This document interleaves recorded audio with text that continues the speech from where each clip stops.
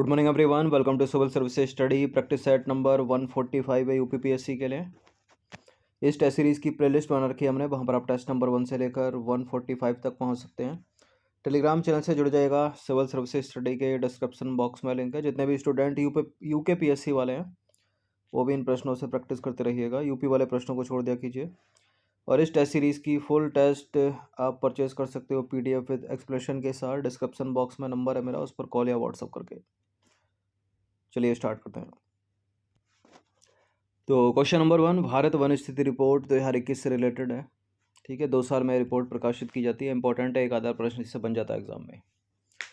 तो भारत वन स्थिति रिपोर्ट 2021 के अनुसार देश के किस टाइगर रिजर्व में सर्वाधिक वनावरण है? Dudhwa tiger reserve Uttar Pradesh, Jim Corbett tiger reserve Uttarakhand, Sundarban tiger reserve Paschim Bengal, या फिर पक्के टाइगर रिजर्व अरुणाचल प्रदेश का। भारत वन स्थिति रिपोर्ट 2021 के अनुसार अरुणाचल प्रदेश के पक्के टाइगर रिजर्व में सर्वाधिक वन आवरण है। तो भारत वन स्थिति रिपोर्ट 2021 के अनुसार अरुणाचल प्रदेश के पक्के टाइगर रिजर्व में सबसे अधिक वन आवरण है, लगभग 97%। ये मैच करने के लिए पूछ लेता है एग्जाम में, कौन सा टाइगर रिजर्व कहाँ पर है। नंबर 2 पर आ जाइए। किस भारत वन स्थिति रिपोर्ट में पहली बार टाइगर रिजर्व, टाइगर कॉरिडोर और गिर के जंगल जिसमें एशियाई शहर रहते हैं हमें, ठीक है, जिसमें एशियाई शेर रहते हैं हमें, वन आवरण का आकलन किया गया? पहली बार है ये। कब किया गया है ये? ठीक है, 2-2 साल में रिपोर्ट आती है, 2-2 साल का गैप है ये। तो पहली बार इस नई रिपोर्ट में यानी 2021 में ही किया गया, भारत वन स्थिति रिपोर्ट 2021 में। तो भारत वन स्थिति रिपोर्ट 2021 में पहली बार टाइगर रिजर्व, टाइगर कॉरिडोर और गिर के जंगल जिसमें एशियाई शेर रहते हैं हमें, वन आवरण का आकलन किया गया। वर्ष 2011 से अगर 21 के बीच में देखें तो बाघ गलियारों के वन क्षेत्र में 37.15 वर्ग किलोमीटर यानी 0.32% की वृद्धि हुई है, लेकिन बाघ अभ्यारण्यों में 22.6 वर्ग किलोमीटर की कमी आई है, यानी 0.04%। हाल ही में रॉड मार्श, जो कि एक पूर्व क्रिकेटर थे, निधन हो गया उनका। किस देश के पूर्व क्रिकेटर थे वो? ऑस्ट्रेलिया के थे। तो ऑस्ट्रेलियाई टीम के पूर्व दिग्गज विकेटकीपर बल्लेबाज रॉड मार्श का 74 वर्ष की उम्र में निधन हो गया। इन्होंने ऑस्ट्रेलिया के लिए 96 टेस्ट और 92 वनडे मैच खेले थे। नंबर 4 पर आ जाइए। श्रीलंका में चर्चित किस भारतीय हाथी की 69 वर्ष की आयु में मृत्यु हो गई? ठीक है, कर्नाटक के मैसूर में जन्म हुआ था इस हाथी का। इसका नाम क्या है? नाम क्या था? एरावत, गजेंद्र राजा, महावत, या फिर नादुंग मुबे राजा? नादुंग मुबे राजा, ऑप्शन नंबर ए।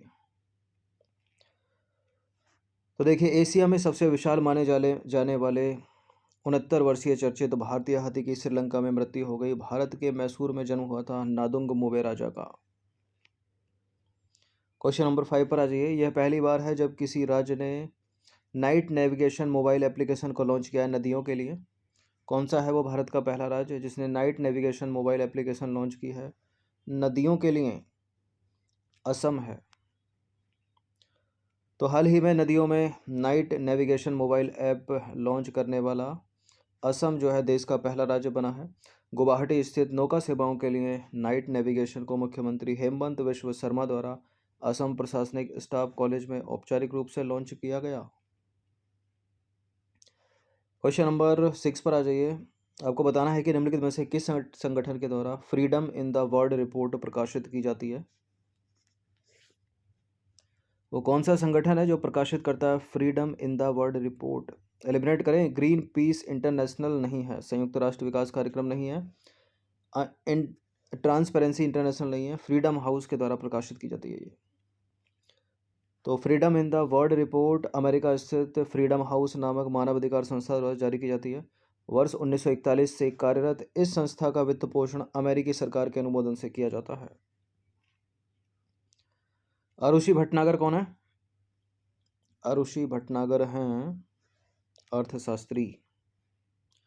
तो आरुषि भटनागर एक अर्थशास्त्री हैं जो वर्तमान में नई दिल्ली में स्थित विश्व बैंक में स्वास्थ्य, पोषण और जनसंख्या वैश्विक अभ्यास में कार्यरत हैं। वर्ष 2018 में विश्व बैंक में शामिल होने के बाद से उन्होंने स्वास्थ्य कार्यबल पर विशेष ध्यान देने के साथ स्वास्थ्य सेवा वितरण और देखभाल की गुणवत्ता पर व्यापक रूप से काम किया है। आरुषि भटनागर। क्वेश्चन नंबर 8 पर आ जाइए। वर्ष 2021 में टाइफून राई या राय ने किस देश को प्रभावित किया? टाइफून राय या राई ने प्रभावित किया फिलीपींस को। तो 16 सितंबर 2021 को टाइफून राई या राय ने फिलीपींस के दक्षिण पूर्वी हिस्से में दस्तक दी, जिसमें भारी वर्षा और बाढ़ आई, जिससे एक बड़े क्षेत्र में हजारों लोग विस्थापित हुए। टाइफून राय को फिलीपींस में टाइफून ओडेट कहा जाता है। ठीक है, और यह वर्तमान में एक शक्तिशाली उष्णकटिबंधीय चक्रवात है, यानी ट्रॉपिकल साइक्लोन है, जिसने पलाऊ द्वीप के पास से गुजरने के बाद फिलीपींस को प्रभावित किया। साइक्लोन ये हमारी सुंदर सी पृथ्वी बीच से एक रेखा खींचेंगे 0 डिग्री, ऊपर का उत्तरी गोलार्ध, नीचे का दक्षिणी गोलार्ध। साइक्लोन यहाँ भी आते हैं, साइक्लोन यहाँ भी आते हैं। इसके विपरीत होता है एंटी साइक्लोन। एंटी साइक्लोन यहाँ भी आता है, एंटी साइक्लोन यहाँ भी आता है, यानी उत्तरी गोलार्ध में भी आता है, दक्षिणी गोलार्ध में भी आता है। क्वेश्चन नंबर 9 पर आ जाइए। वर्ष 2022 में विश्व रेडियो दिवस की थीम क्या, बताइए। वर्ष 2022 में रेडियो दिवस की थीम क्या है? रेडियो और भरोसा। तो दुनिया के सबसे भरोसेमंद और उपयोगी मीडिया माध्यमों से एक रेडियो की अहमियत को रेखांकित करने वाली विश्व रेडियो दिवस वर्ष 2022 की थीम है रेडियो और भरोसा। कोविड-19 महामारी के दौरान दूर दराज के इलाकों में जागरूकता फैलाने में भारत में भी सामुदायिक रेडियो स्टेशनों ने, ठीक है, बड़ी हेल्प की है। अलेप्पो शहर स्थित है, कहाँ पर है अलेप्पो शहर?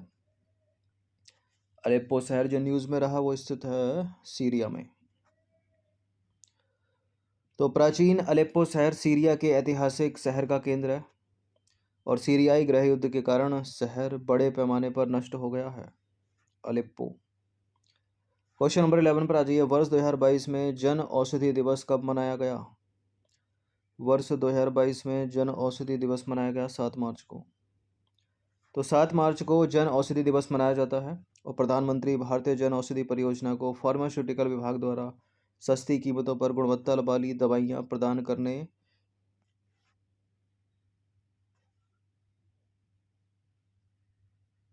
के लिए, ठीक है, शुरू किया गया था। क्वेश्चन नंबर 12 पर आ जाइए। 1912 में भारतीय राष्ट्रीय कांग्रेस का अधिवेशन बिहार में कहाँ हुआ था? कहाँ हुआ था? बांकीपुर में हुआ था। तो 1912 में कांग्रेस का अधिवेशन जो है बांकीपुर में हुआ था, यानी पटना में, और बांकीपुर अधिवेशन के अध्यक्ष रघुनाथ नरसिंह मधुलकर थे। बीपीएससी के लिए ज़्यादा इंपॉर्टेंट हुआ प्रश्न। चलिए 13वां प्रश्न है, निम्नलिखित में से कौन क्रिकेट की बाइबल कहे जाने वाली प्रतिष्ठित पत्रिका है? कौन सी पुस्तक है वो, कौन सी पत्रिका है जिसको क्रिकेट की बाइबल कहा जाता है? Wisden cricketers almanack, option number B.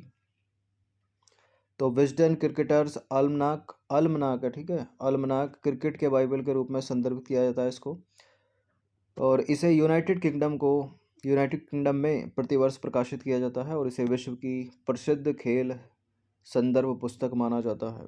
Wisden cricketers अल्मनाक। Number 14 पर आ जाइए। कोप 26 के लिए कौन से लोकप्रिय के पॉप समूह को सद्भावना दूत घोषित किया गया है? बीटीएस, एक्सटीसी, ब्लैक पिंक या एस्पॉस? कौन सा? ब्लैक पिंक है। तो कोप 26 के लिए लोकप्रिय ब्लैक पिंक के पॉप समूह को जो है सद्भावना दूत घोषित किया गया है। नंबर 15 पर आ जाइए। एक बुक है how to prevent the next pandemic. किसने लिखी है ये? How to prevent the next pandemic, Bill Gates. तो बिल गेट्स द्वारा लिखित है how to prevent the next pandemic नामक पुस्तक इस वर्ष मई 2022 में प्रकाशित की जाएगी। एरन अभिलेख कहाँ स्थित है?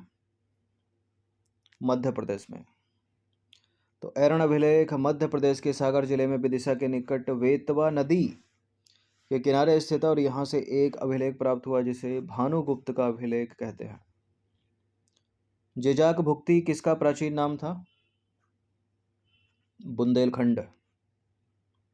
तो जेजाक भुक्ति बुंदेलखंड का प्राचीन नाम था। जेजाक भुक्ति पूर्व मध्यकालीन के समय चंदेल वंश के शासक का क्षेत्र था जो यमुना और नर्मदा के बीच में स्थित था, जो वर्तमान में उत्तर प्रदेश एवं मध्य प्रदेश राज्य की संयुक्त सीमा क्षेत्र में अवस्थित है।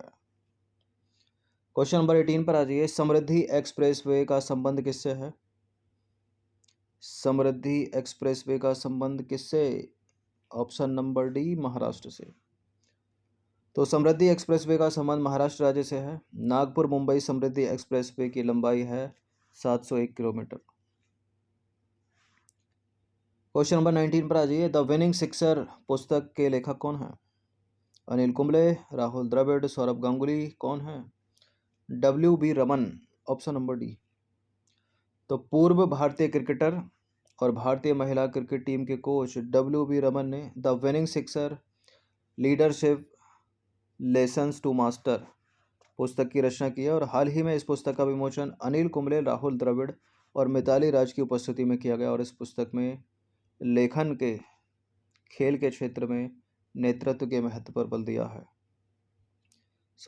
इस पुस्तक में लेखक ने खेल के क्षेत्र में नेतृत्व के महत्व पर बल दिया है। ठीक है, WB रमन ने लिखी है the winning sixer leadership lessons to master. Number 20 पर आ जाइए। थय्यम या फिर कलियट्टम क्या है ये? नृत्य, खेल, नदी, पर्वत? थय्यम कलियट्टम नृत्य है ये। तो थय्यम या कलियट्टम केरल में किया जाने वाला 800 साल पुराना एक अनुष्ठान नृत्य है, मतलब रिचुअल डांस है और यह लोक नृत्य और कला को प्रदर्शित करता है जिससे प्राचीन जनजातीय संस्कृतियों को प्रदर्शित किया जाता है। तो विकल्प संख्या ए जो है वो करेक्ट हो गया। तो 20 प्रश्न थे ये, अधिकतर करंट से रिलेटेड ही थे। एक आधा प्रश्न स्टैटिक जीके का होगा, इनकी प्रैक्टिस कर लीजिएगा एक बार। धन्यवाद।